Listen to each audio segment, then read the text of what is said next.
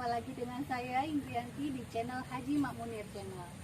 Pada kesempatan kali ini kita akan berbincang-bincang mengenai pertanian eco farming bersama pakar pertanian eco farming Bapak Haji Makmunir selaku konsultan eco farming PTBES. Oke, baik para mitra PTBES, salam sinergi, go berkah, no riba. Salam eco farming, lahan subur, petani makmur. Berkah. Alhamdulillah, di kesempatan hari ini kita akan berbincang-bincang secara langsung kepada Bapak Haji Makmunir, akan bertanya secara langsung mengenai kendala-kendala yang dihadapi oleh para mitra, para petani se-Indonesia. Bahkan kita akan mengupas bagaimana cara mengatasi keluhan-keluhan yang dihadapi oleh para petani. Oke, tidak lama-lama lagi kita akan berdiskusi dan menanyakan hal-hal yang kita akan tanyakan mengenai pertanian organik eco farming. Kepada Bapak, waktu dan tempat kami persilakan. Oke, terima kasih Bu Indrianti. Ya, sekaligus ini asisten saya, perkenalkan ya. Alhamdulillah. Assalamualaikum warahmatullahi wabarakatuh. Waalaikumsalam. Bapak Ibu sekalian, para petani Indonesia, para mitra PTBES dimanapun Anda berada, mari kita sama-sama mulai dari hal yang kecil dari saat ini. Tadi seperti singgung sama Ibu berkaitan dengan seputar tentang permasalahan yang sering kali dihadapi oleh para mitra petani Indonesia, terutama nih berkaitan dengan produk eco farming. Nggak bijak dong kalau misalnya kita di lapangan ataupun dimanapun tanaman itu berada, tiba-tiba setelah pakai eco farming tanaman saya menguning Pak, tanaman saya jadi mati. Lalu tiba-tiba si petani tersebut ataupun orang tersebut menyatakan ini gara-gara eco farming. Itu mohon maaf saya katakan dari sekarang bahwa tidak bijak kalau kita menyalahkan sesuatu yang memang belum tentu ini yang salah. Oke, saya pun dari hari ke hari, dari minggu ke minggu selalu datang dari mana-mana permasalahan-permasalahan yang sering terjadi berkaitan dengan kondisi di lapangan. Apalagi dengan suasana yang sekarang musim hujan, ekstrim dan lain sebagainya. Oke, salah satu poin yang seringkali menjadi permasalahan adalah bagaimana kok bisa terjadi daun menguning. Sebenarnya jenis tanaman apapun terkecuali tanamannya emang daunnya udah kuning dari awalnya, itu lain lagi ceritanya. Ini mas, normalnya daun itu warnanya emang hijau. Itu yang dikatakan hijau daun itu namanya klorofil. Nah, kalau terjadi sesuatu yang menghambat, sesuatu yang mengganggu, sesuatu yang menjadikan tanaman itu merasa ada sesuatu yang kurang misalnya, pasti efek yang dimunculkan adalah menguning. Menguning itu adalah efek dari klorosis, di mana zat hijau daun itu memudar bahkan bisa menghilang. Menguning lalu mengering. Nah, perlu Bapak Ibu sekalian, para petani Indonesia, kita harus tahu penyebabnya apa sih. Oke, kita bahas sedikit-sedikit ya. Ini berkaitan dengan produk dulu. Yang menjadikan penyebab, salah satu dari sekian penyebab daunnya menguning itu karena mungkin kita pelarutnya tidak tepat. Pelarutannya dimaksud adalah bila mana kita melarutkan eco farming ini ke dalam air ataupun air kelapa mau air tebu. Nah, itu harus ingat bahwa sasaran itu sesuai dengan petunjuknya. Kalau kita untuk sasarannya lahan, silahkan gunakan larutan gula. Namun di sini saya tanda petik, larutan gula yang paling ideal atau yang baik adalah yang alami. Makanya seringkali saya memberikan rekomendasi, gunakanlah air kelapa yang murni, yang masih baru, yang masih fresh. Jangan yang udah 1 minggu atau berhari-hari. Kita akan bisa lihat air kelapanya itu basi atau belum. Begitupun air tebunya. Intinya ini harus fresh. Nah, ketika sudah dilarutkan, itu difermentasi minimal 1 malam, idealnya 3 malam. Nah, itu tujuannya apa? Karena di sini eco farming mengandung bakteri positif yang akan menjadikan tanah menjadi subur. Dan perlu diingat, larutan yang tadi difermentasi tidak bisa, atau sebaiknya jangan sampai ke daun. Kenapa? Nah, ini satu hal yang menjadi pertanyaan. Kalau dibilang boleh, boleh. Kalau dibilang jangan, sebaiknya jangan. Kenapa? Ingat, daun itu tidak butuh bakteri, tapi butuhnya nutrisi. Nah, kalau tanah butuhnya adalah bakteri. Nutrisi juga butuh, tapi yang lebih dominan adalah bakteri. Ini yang perlu dipertegas. Nah, bahwa salah satu penyebabnya adalah salah prosedur dari yang harusnya ke tanah digunakan ke daun. Itu bisa jadi menjadikan gangguan di klorosis. Nah, itu salah satu poin. Nah, bagaimana supaya tidak terjadi seperti itu? Nah, baiknya penggunaan pelarutan ini untuk daun jangan difermentasi. Langsung saja begitu hari ini mau semprot, hari ini dilarutkan, dan hari ini langsung digunakan. Ya, itu yang terpenting ya. Sehingga menghindari kejadian-kejadian yang sudah terjadi, di antara yang kuning. Satu. Yang kedua, penyebab daun kuning juga itu disebabkan karena dosis yang dianjurkan tidak sesuai. Misalnya di dalam petunjuk untuk ke tanah, misalnya harusnya 600 cc, tapi yang digunakan cuma 100 cc. Ibaratnya Ibu Indri makan biasa 1 piring dikasih 1 sendok, ya jelas masih lapar. Begitu kurang dosis. Begitupun di tanamannya sama. Tadi di tanah juga sama. Pokoknya sesuatu yang kurang, mereka akan melambaikannya itu dalam bentuk apa ya? Daun menguning.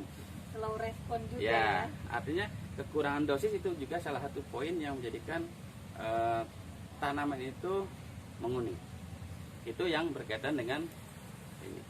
Yang berikutnya yang menyebabkan daun itu bisa menguning karena tanah ataupun air di sekitar yang kita ada tanamannya itu pH-nya rendah. Kenapa pH rendah ini menimbulkan kuning? Salah satu poin pH itu rendah itu bisa menyebabkan proses penyerapan nutrisi itu terganggu. Satu.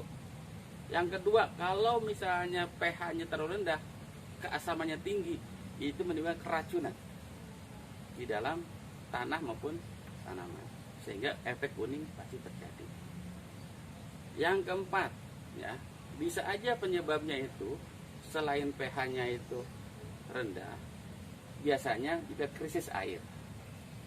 Air yang kurang, dan di situ jelas-jelas tanaman itu gersang, dia akan menguning sama.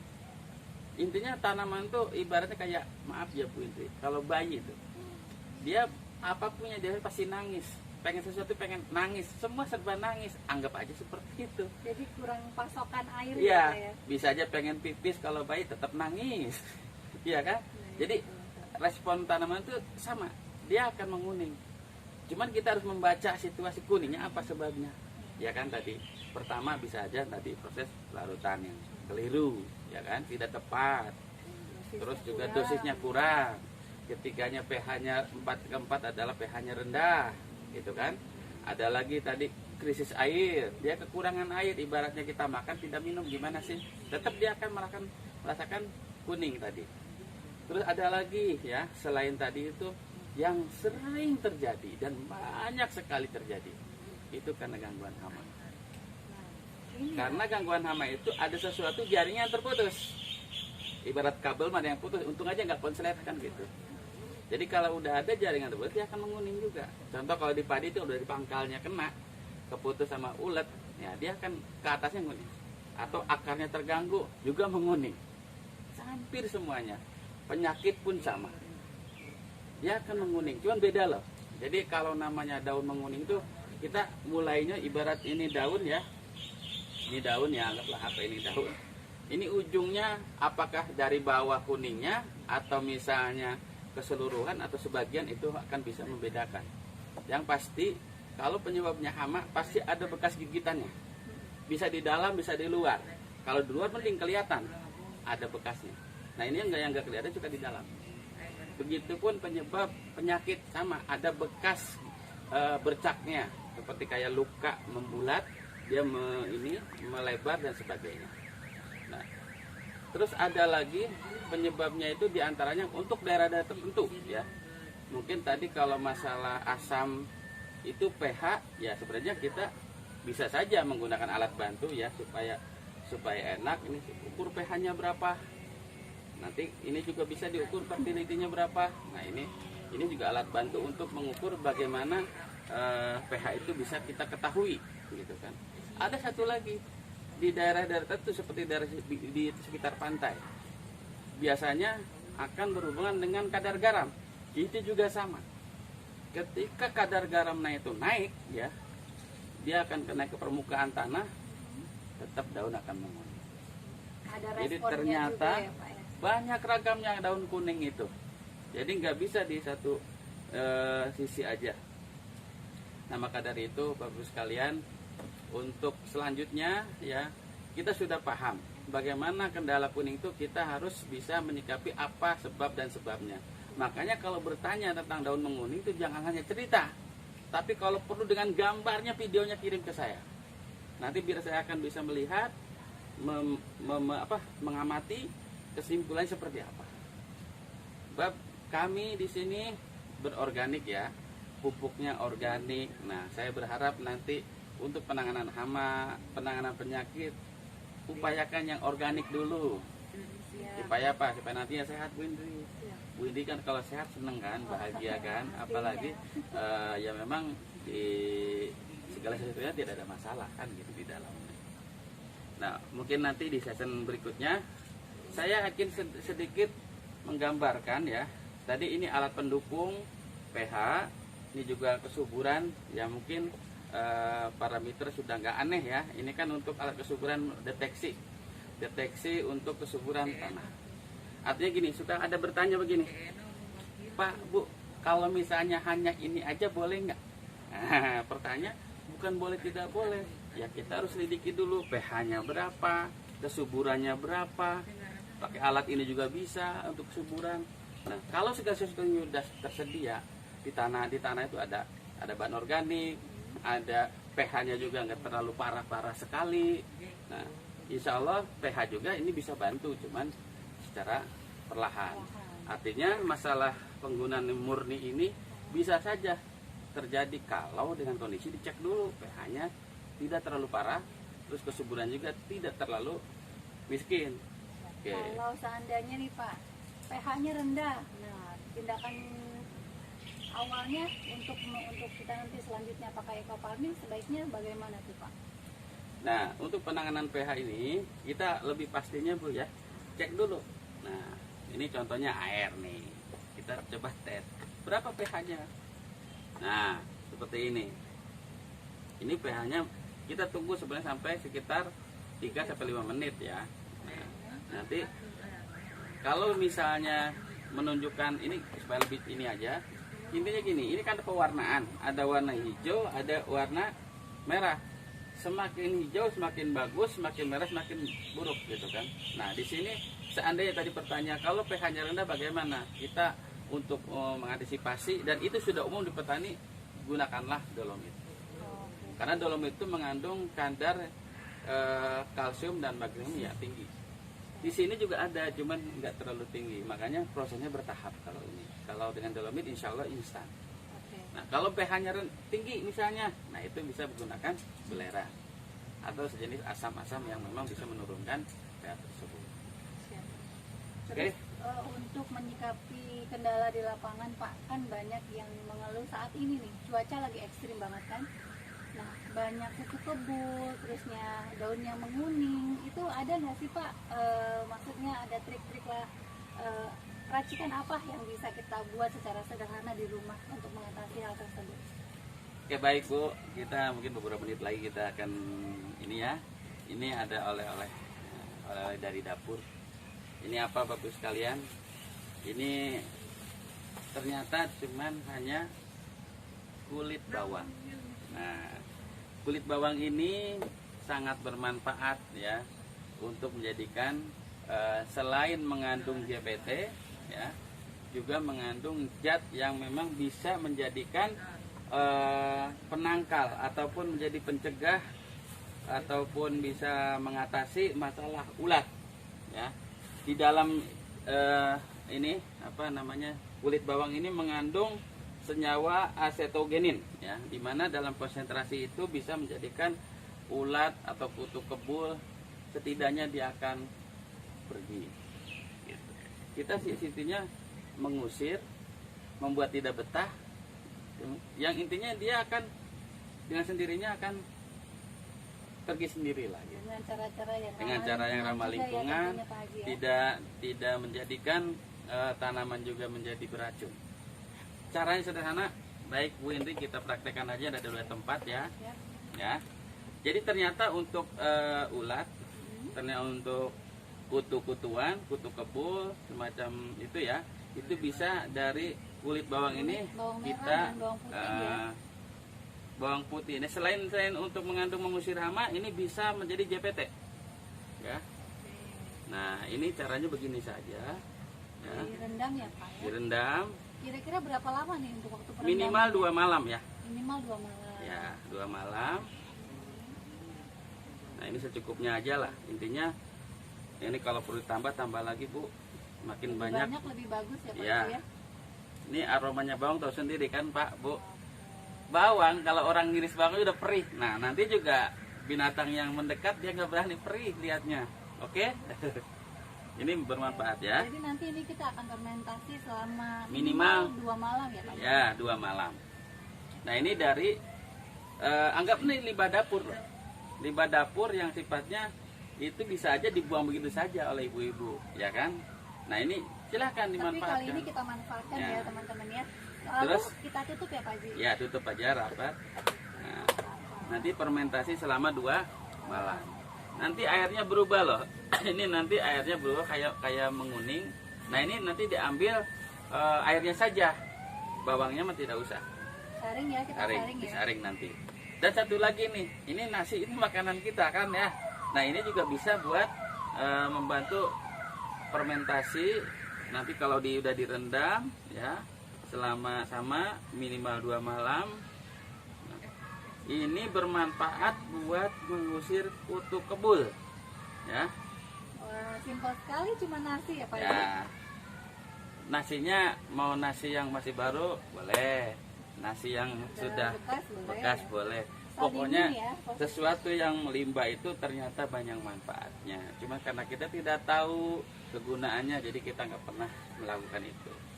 Saya kira resep sederhana ini bisa membantu Bapak Ibu sekalian ya, bagaimana menangani hama secara alami. Tadi yang menyebabkan kuningnya daun itu sedikit bisa terjawab, salah satunya dengan menggunakan pestisida nabati ini dari daun bawang dan nasi. Nah, bisa dicampur nggak misalnya? Oh, sangat bisa.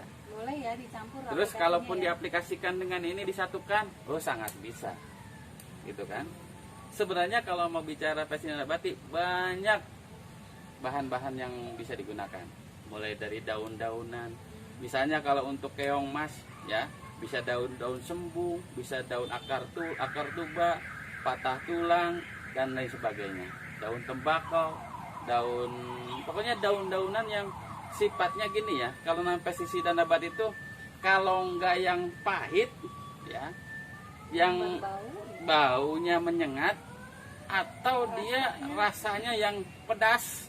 Nah, seperti cabai bukan hanya untuk sambal loh Bu, bisa buat semprot juga, wereng dan sebagainya. Semprot aja pakai itu ya, pakai cabai ya. Bayangkanlah, jangan wereng. Kita juga kalau kena cabai kan mata kita perih ya. Cabai itu salah satu bahan baku pestisida nabati. Cuman sayang saya nggak bawa contoh cabainya, lagi mahal masalahnya. Jadi yang bekas-bekas aja lah, yang penting bisa bermanfaat. Barangkali itu saja yang bisa kami sampaikan. Kurang lebihnya, segala sesuatu masalah pasti ada solusinya. Yang penting kita mau belajar, kita mau banyak bertanya, kita juga mau terus melakukan sesuatu inovasi, karena teknologi itu tidak mungkin bisa menyerap atau menerap kepada petani kalau tidak pertama langkahnya adalah kita adaptasi, kita terima adopsinya. Setelah itu baru jadi solusi dan menjadikan pertanian kita semakin sehat dan semakin subur. Sebagaimana tagline dari Eco Farming, yaitu Eco Farming, lahan subur, petani makmur. Salam sinergi, jiwa berkah, berkah. Oke, terima kasih Cindy atas bincang-bincang pagi ini. Mudah-mudahan bermanfaat buat semuanya. Kalau kita PTP di kesempatan ini, kalau senang silakan like, kalau memang itu bermanfaat silakan share sebanyak-banyaknya. Dan kalau Anda misalnya masih ada sesuatu yang ditanyakan, silakan komentar di channel YouTube kami, yaitu Haji Mak Munir Channel. Kami Laskar Eco Farming siap membantu 1x24 jam sampai kapanpun. Terima kasih. Assalamualaikum warahmatullahi wabarakatuh. Satukan pikir, kuatkan rasa demi kehidupan yang lebih berkah. Dengan Eco Farming alam kembali indah. Dengan Eco Farming hasil bumi melimpah. Berkat Eco Farming petani hidup berkah.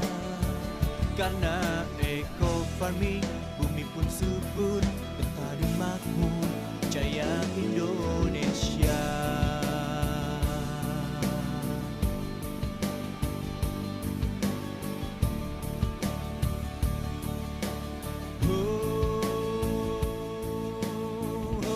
Terima kasih sudah nonton video YouTube saya, Haji Mak Munir Channel, Solusi Cerdas Bertani. Terima kasih juga bagi yang sudah like, komen, share, subscribe, dan mengaktifkan lonceng notifikasinya. Bagi yang belum, silakan klik subscribe supaya terus bisa mengikuti informasi video edukasi media Suluh Tani Cerdas dan Terampil. Eco Farming, lahan subur, petani makmur. Salam petani cerdas. Assalamualaikum warahmatullahi wabarakatuh.